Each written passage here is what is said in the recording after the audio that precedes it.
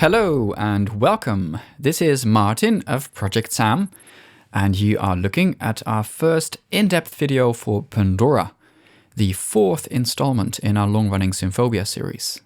We worked particularly long and hard on this one, so we're actually really excited to finally be able to tell you all about it. In this first video, I'm going to give you a bit of a bird's eye view of Pandora, so that you have a first impression of the different kinds of sounds in there, as well as some of the unique features, such as adaptive sync. And what better way to do that than to just make a piece of music? So that's what we're going to do, using at least one instrument from each of the categories in the library. So let's look at these categories. There are combos, effects, clusters, playable tonal instruments, pulses, rises, and percussion. And the instrument you see loaded up here is a combo. It's called the Big Builder. And it's actually the very first preset you'll come across. And it sounds like this. Now, combos are similar to multis. They're sets of instruments stacked together, and they serve as a kind of inspirational starting point. And in this case, we have a tutti orchestra crescendo at the top, a harp ensemble glissando in the middle, and the timpani plus percussion roll at the bottom. And what's especially cool is that I can just go up here and change the length of the crescendo to anything I want. Say to 2 beats, or 1 beat, or 8 beats.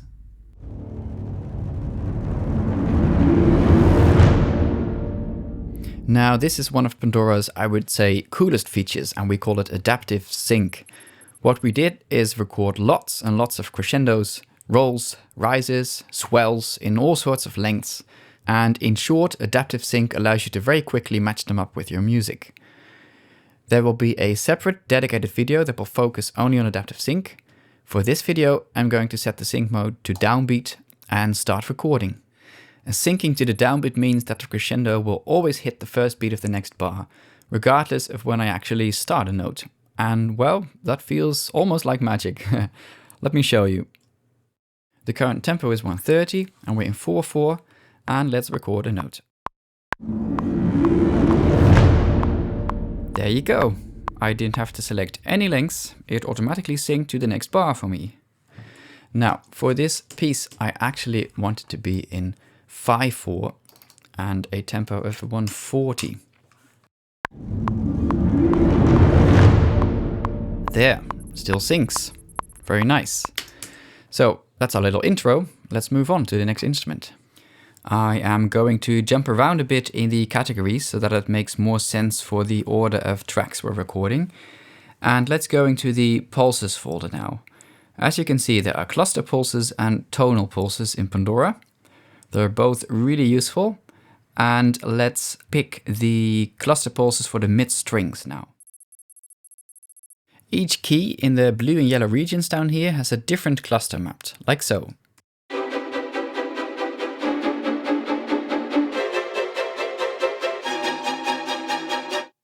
And in the yellow region on the right, we have the same clusters, but as single staccatos, like so. And these work great to add accents to the looping cluster on the left, like so.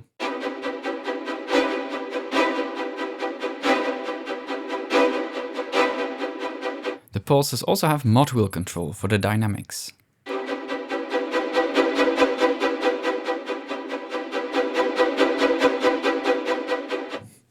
There. Let's record.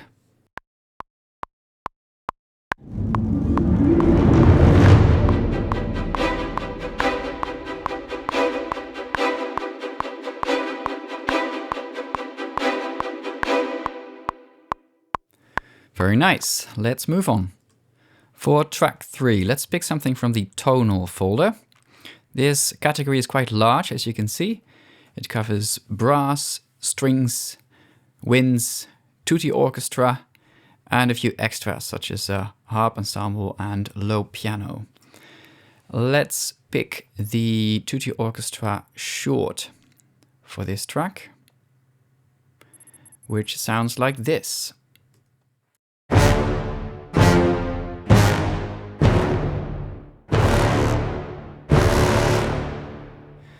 This one has 3 different lengths available: very short, a middle length, and a long staccato. Let's go for the middle one for now. And what's particularly cool is that over here we have additional percussion layers available. In this case, gran cassa and timpani. Now, right now they're both enabled, but we can also switch them off, leaving just the strings and brass, or just have the gran cassa. Turn it up a bit. Adjust the timpani.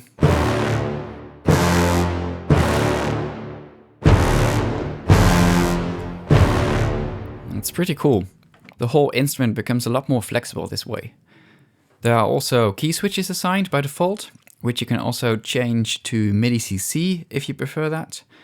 And for this track, I am going to switch between the shortest and the middle staccatos. Here we go.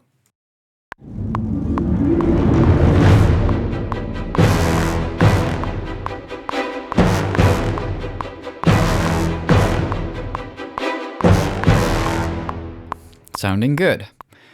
One little tweak. I'll go back to our first track and move the combo crescendo to an E, because, well, that makes more sense. One more time.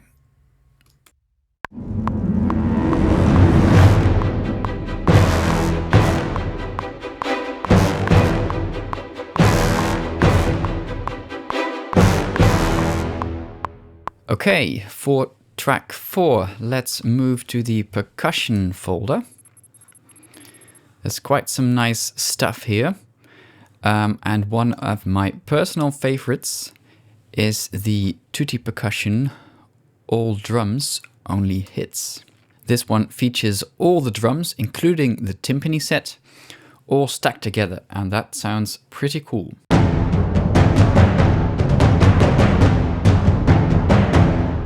That's the left region, and on the right we added some rims to that as well, like so.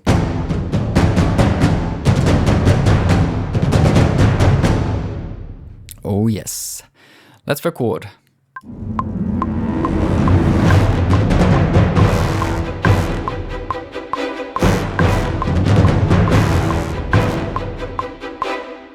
Cool. I'm going to do a second sequence on top of that. Here we go.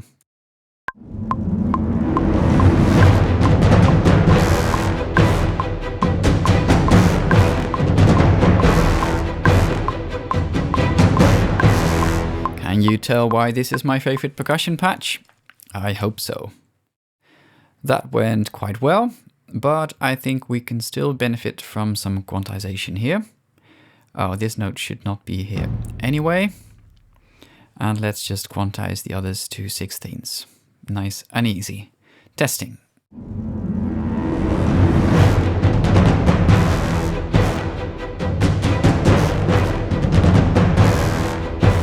All right. That does sound better, I think. Okay, let's move on to the next track, track 5. For this one, I would like to jump to the clusters folder. And let's load up the horns crescendo clusters.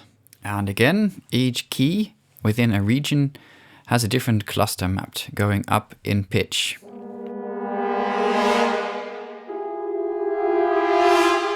Then in the yellow region we have flutter tongue.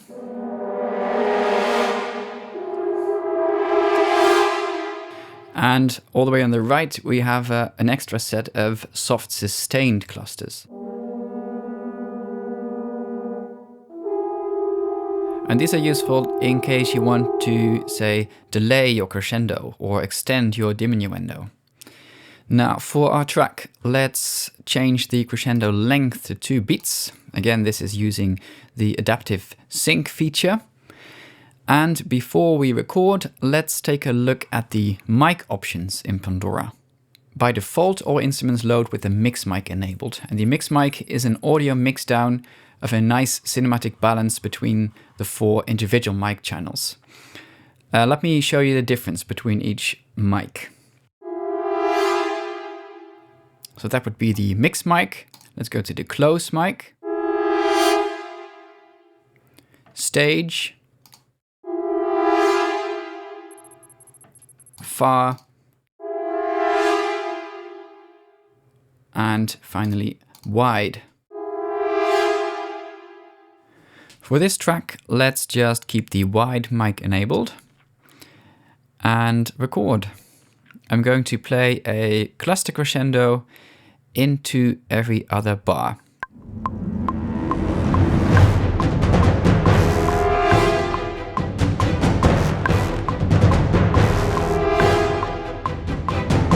The nice thing is, because we have a few tracks now using adaptive sync, we can just change our tempo to say 110, 30 BPM difference, and everything is still in perfect sync.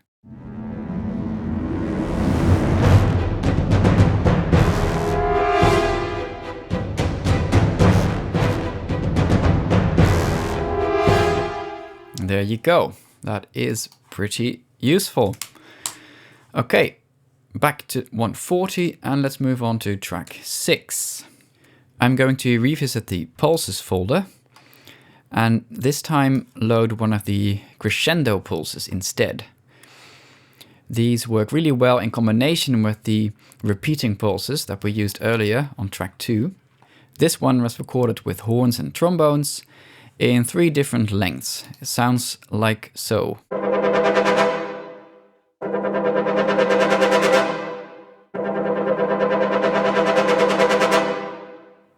And these, of course, are tempo sync.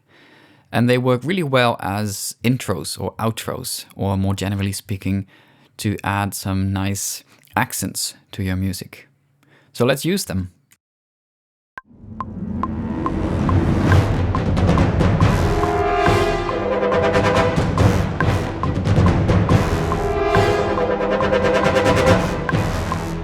As you probably noticed, I used key switches again to switch between the different lengths. And also over here, the quantize option is enabled. When it's on, it will delay your note until the next beat, which is particularly useful for phrases like these. For track 7, let's take a look at the effects category. This one is pretty diverse, a lot of different kinds of stuff in here. Right now, let's go for the high woodwinds, Wild Run. Sounds like that. And even though this is not a crescendo or roll, it does have a very distinct musical ending. And using adaptive sync, you can simply set when you want this ending to be. It's currently set to 4 beats in length, but let's make it 6 beats. Or let's move the control all the way to the right, 10 beats.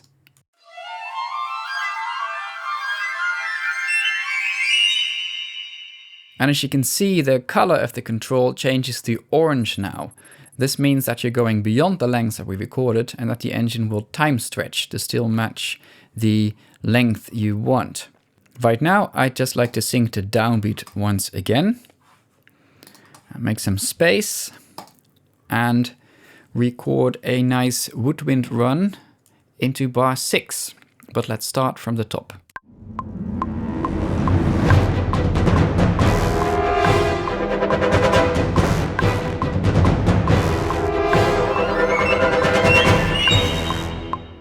Alright, that was easy. Let's go to track 8 and take a look at the string rises. As you can see, there's a whole bunch of different playing techniques that we covered. And for each of these, we recorded rises from 2 seconds to about 15 to 16 seconds in length. It's a very solid collection of rises to which we dedicated multiple recording sessions. For this track, let's load the Sol Ponticello tremolo rises, which sound like this. The rises too have the adaptive sync controls here, so we can simply change this to say 4 beats, or all the way to 14 beats.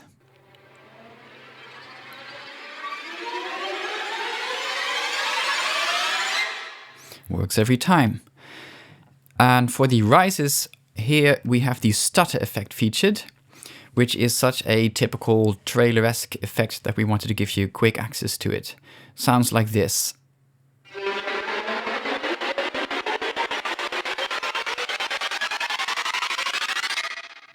That one is for you trailer composers out there. Alright, once again, for this particular context, I'm gonna simply go for downbeat syncing and add a simple riser to our intro bar.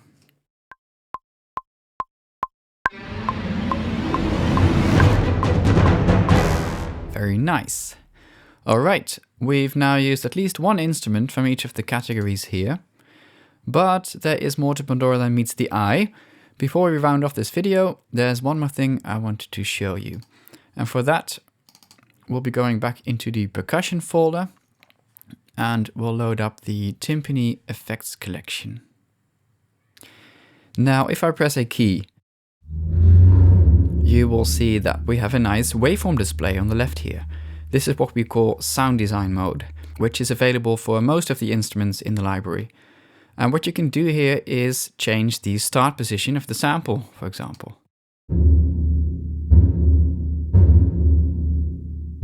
And you can also reverse playback, like so.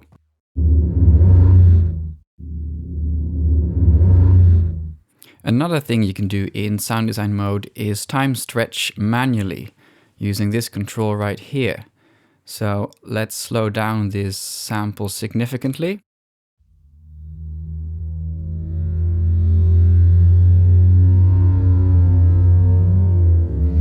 Maybe add some convolution reverb. It's quite nice. And all this is especially cool when used with the other real-time effects that are available from the Pandora interface. For starters, there are a number of toggles here on the right, and the top two are for very quickly pitching down the audio, like this.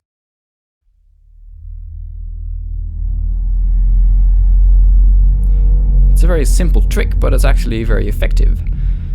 What I'll do now is go into the expanded view of the effects module by clicking here. And as you can see, there's a whole bunch of effects waiting for you here.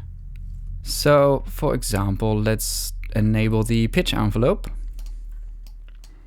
Set it up a bit. Maybe something like this.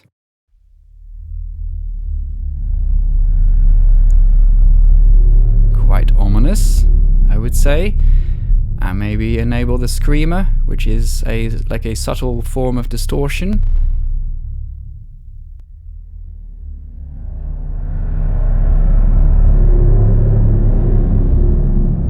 So all this is done with a single sample from the timpani effects.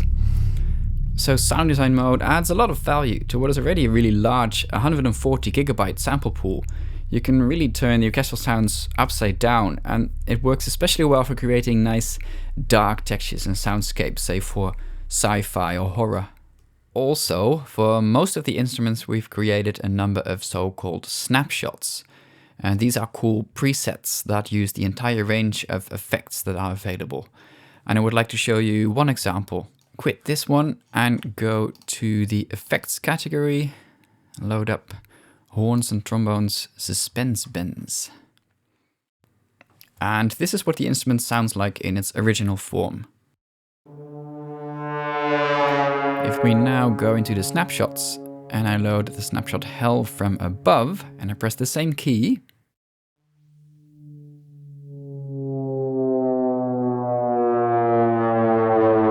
then we get an airplane. So this adds a whole new dimension to Pandora, and we definitely have plans to expand on these features in future versions of the library. So this will only get more and more exciting. So to round things off, let's just record the snapshot we have in front of us in our track. Move it out of the way. There. And let's go.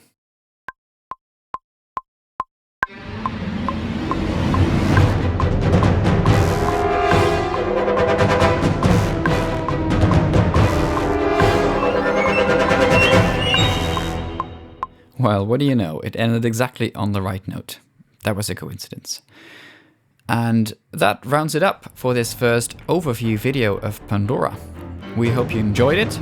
There are more videos coming up soon, covering each of the main features. So we hope to see you then. Bye!